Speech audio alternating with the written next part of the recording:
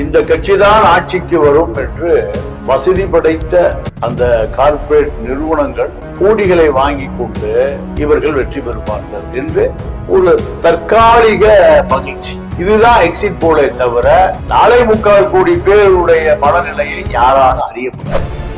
ஒரு 5 நிறுவனங்கள் திமுக ஆட்சிக்கு வரும் சொல்றாங்க, 2 நிறுவனங்கள் அதிமுக ஆட்சிக்கு வரும் சொல்றாங்க, ஒரு நிறுவனம் விஜய் ஆட்சிக்கு வரும். இது அத்தனையுமே உண்மைக்கு மாறான செய்தி. விஜய்க்கு ஸ்ட்ராட்டஜி வகுத்து கொடுக்கிற ஜான் ஆரோக்கியசாமிய பிராண்ட் அம்பாசிடர். ஒக்க கூட எல்லாரும் குடிக்க வைக்கலாம், ஒக்க கூட குடிக்க வைக்கலாம், ஓட்டு போட வைக்க முடியும். முதல்வர் இருக்கையில் அமரப்போவது யாருன்னு உங்க கணிப்பில்? அது எடப்பாடி தான் முதலமைச்சர் வரப்போகுது. திமுக ஜெயிக்காது. விஜய் ஜெயிக்கணும்னா 35% மேல வரும்.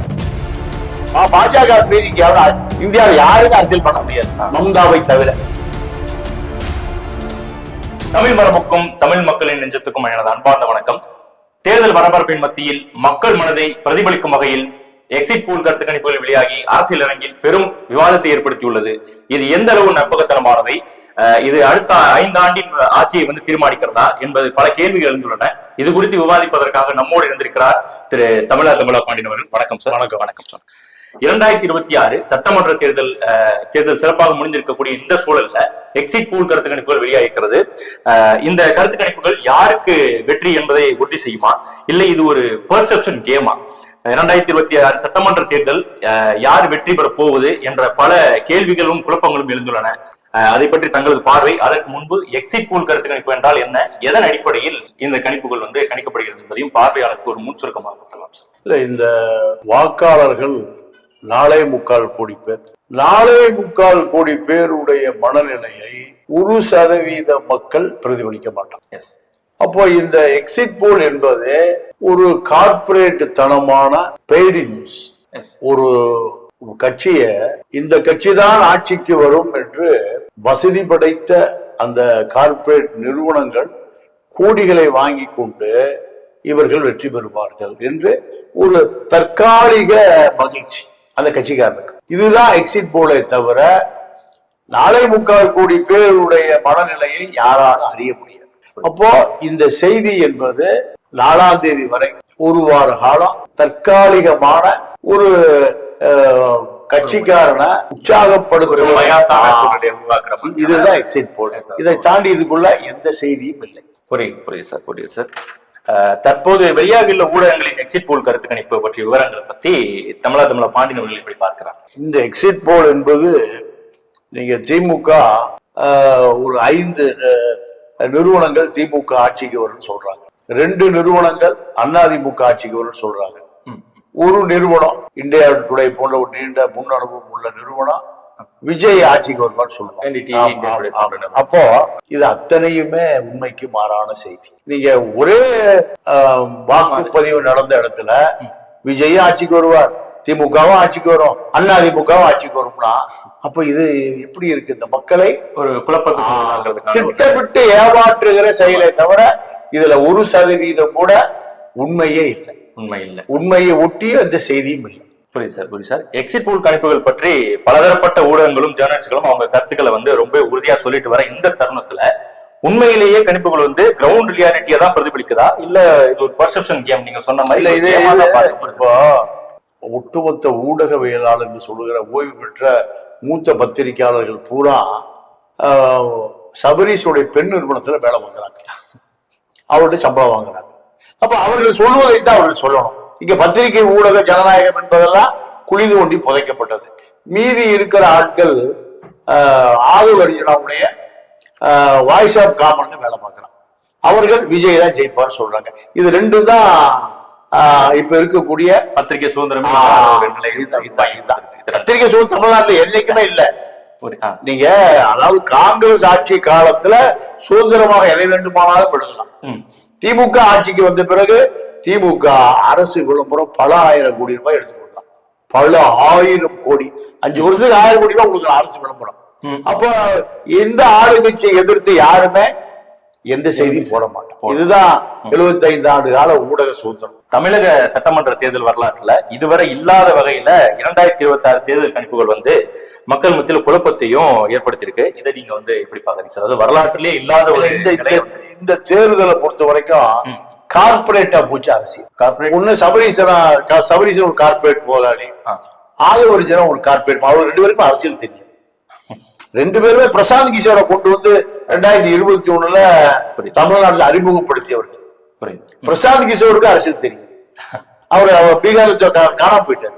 பீகார்ல தோத்துட்டாரு. முதல்வர்கள் பிரதமரை உருவாக்கி இருக்காரு. அதுதான் பிரதமரை முதல்வரை உருவாக்குனா இவரே பிரதமரா முதல்வர் ஆயிரம். இவரே உருவாக்குறாரு. அப்புறம் எலெக்ஷன் நிக்கிறார் பீகார். நீங்க இந்த கார்பரேட் மனநிலை பொறுத்த வரைக்கும் ஒரு வேப்ப எண்ணெயை மார்க்கெட் பண்ணிருக்கோம், 1 கோடி பேர் வாங்க வச்சிருக்கோம். நான் பாக்குறேன் ஒரு செருப்பு ஒண்ணு போட்டு தெரியுறாங்க, அது மனுஷனே போட மாட்டான். அது எல்லா இளைஞர்களும் போட்டிருக்கான். ஒரு சேஃபே இல்லாம ஓட்ட ஓடிய ஒரு செருப்பு இருக்கு, ஒரு பிரபலமான பிராண்டட் கம்பெனி ஒரு செருப்பு. இதுதான். அப்ப இங்க மக்களை வந்து சிந்திக்க விடாமல் செய்கிற ஒரு பெரிய கார்பரேட் மனநிலை தான் இந்தியாவில் இருக்கு, நிலவிக்கிட்டு இருக்கு. ஆமா அப்போ ஆமா இப்போ விஜய்க்கு ஸ்ட்ராட்டஜி வகுத்து கொடுக்கிற ஜான் ஆரோக்கியசாமிய கொக்கோகோலா கம்பெனியுடைய பிராண்ட் அம்பாசிடர். கொக்கோகோலா எல்லாரும் குடிக்க வைக்கிறான், கொக்கோகோலா குடிக்க வைக்கலாம், ஆனால் ஓட்டு போட வைக்க முடியாது. ஓட்டு அது ஒவ்வொருவரும் அறிவாளி, ஒவ்வொருவரும் உலக அரசியலை, இந்திய அரசியலை, தமிழக அரசியலை தெரிஞ்சவன். அவரை ஓட்டு போடலாம் வைக்க முடியாது. அவரு மாற்றம் முன்னேற்ற அன்புமணி முதலமைச்சர் ஆக்கிறனாரு, அன்புமணி காணாம போயிட்டாரு. அடுத்து சீமான முதலமைச்சர் ஆக்கிறனாரு, அவரு காணாம போயிட்டாரு. இப்போ விஜய் முதலமைச்சர் ஆக்கிற வந்திருக்காரு, விஜய் காணாம போயிருக்காரு, விஜயகாந்த் காணாம போயிட்டாரு. இதுதான். அப்போ இவர்களை பொறுத்த வரைக்கும் ஒரு பெரிய பிம்பம் கட்டமைக்கும். 100 கோடி சம்பளம், 500 கோடி சம்பளம். புரியுது. இதுதானே தவிர இதை தாண்டி எதுவுமே இல்லை. இது ஒரு பக்கம் இருந்தாலும் இந்தியா டுடே, NDTV, ஆக்சிஸ், தந்தி இப்படி 10க்கும் மேற்பட்ட ஊடகங்களோட கணிப்புகளை நம்ம பார்க்கும்போது அது வந்து ஒரே நேர்கோட்டில் வச்சு பார்க்க முடியல. ஆக்சிஸ் வந்து நம்ம எடுத்துட்டோம் அப்படின்னா 98 முதல் 120 இடங்கள்ல வந்து தாவேகா வெற்றி பெறணும். அதே இன்னொரு பக்கத்துல வந்து 145 இடங்களுக்கும் அதிகப்படியா வந்து திமுக வெற்றி பெறும்னு சொல்லியிருக்காங்க. NDTVயோட கணிப்புகள் எடுத்துக்கிட்டோம்னா 145 இடங்கள்ல திமுக கூட்டணி வெற்றி பெறும்னு சொல்லியிருக்காங்க. நம்மளால இதையும் பார்க்க முடியுது. தமிழக ஊடகங்களோட கணிப்பு பார்க்கும்போது ஒரு மும்முனை போட்டியாக, அதாவது டிவிகே, ADMK, DMKன்னு அவங்க கருத்துக்களை பதிவிட்டு வராங்க. பல கணிப்புகள் இருந்தாலும் முதல்வர் இருக்கையில் அமரப்போவது யாருன்னு உங்க கணிப்பு, உங்க ஸ்டைல்ல பார்க்கலாம். இல்ல, அது எடப்பாடி தான் முதலமைச்சர் வரப்போறது இந்த 2020. எவ்வளவு உறுதியா நீங்க சொல்லுங்க? ஆமா, ஏன்னா அதிமுக ஓட்டு எங்கேயுமே சேதாரம் ஆகவில்லை. இல்ல பாஜக கூட்டணி வந்து ஒரு பின்னடைதல் ஏற்பட்டிருக்கின்ற மாதிரி சொல்லலாம் சார் தமிழக. இல்ல, பாஜக கூட்டணி இருந்து முஸ்லீம், கிறித்துவ, தலித், கம்யூனிஸ்ட் ஒரு மாபெரும் கூட்டணி 23% தானே ஜெயிக்குது.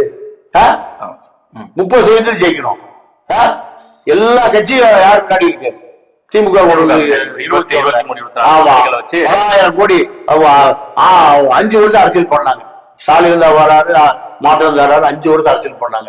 3% தானே ஜெயிச்சது. டி நகர்ல 75 ஓட்டு தானே ஜெயிச்சாங்க. வெறும் 75 ஓட்டு தான் ஜெயிச்சாங்க. தமிழ்நாடு முழுக்க 700, 500, 1000 தான் ஜெயிச்சாங்க. அப்ப இதுதான் அரசியல். இப்போ திமுக ஓட்டு படு சேதாரம் ஆயிருக்கு. அதாவது முஸ்லிம்கள் வெளியேறிட்டாங்க, விஜய் போட்டிருக்காங்க. கிறிஸ்டியன் விஜய் போட்டிருக்காங்க, தலித்துகள் விஜய் போட்டிருக்காங்க. அப்ப சிறுபான்மை ஓட்டு வந்து அவங்கள்ட்ட இருந்து உடஞ்சி எல்லாம் போயிருச்சு, விஜய்க்கு போயிருச்சு. அப்புறம் திமுக ஜெயிக்கும். திமுக ஜெயிக்காது. ஆமா, விஜயும் ஜெயிக்க முடியாது. ஏன்னா விஜய் ஜெயிக்கணும்னா 35% மேல வரும். திமுக, அதிமுக 35% நிரந்தரமா வச்சிருக்கு. அதுக்கு மேல வரும். 35% வந்தாலும் வந்து தனித்து நின்றால் வந்து சாத்தியப்படாது இல்ல சார் முதல்வர். ஆமா, அப்போ இதுல ரேஸ்ல நிக்கிறது எடப்பாடி தான். எடப்பாடி மட்டும் எடப்பாடி தான். அதிமுக வாக்கு 25% நிரந்தர வாக்கு.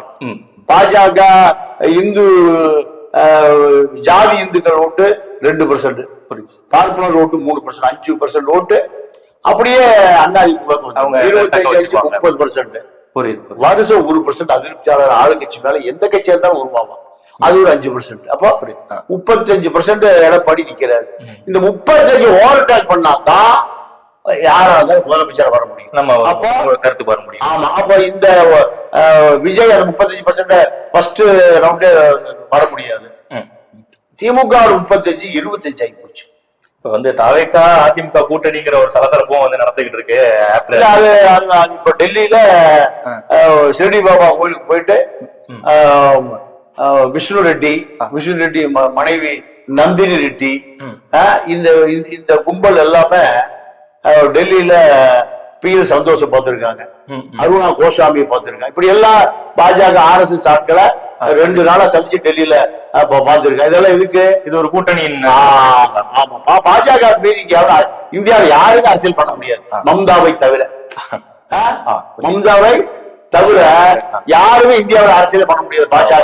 ஏதோ ஒரு வகையில ஒரு இரும்பு பெண். ஆமா, யாரோ ஒரு பக்கம் எல்லாமே கரப்டடா இருந்தா பாஜக கட்டுப்பாட்டம் போய்தான் ஆகணும்.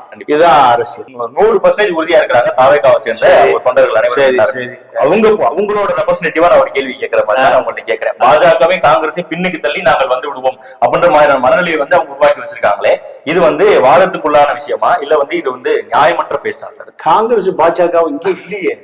இல்ல சார், கூட்டணி கட்சிகளோட சொல்றேன். இப்ப தேசிய கூட்டணி அதாவது இங்க காங்கிரஸும் பாஜகவும் ஒரு கட்சியே இல்ல.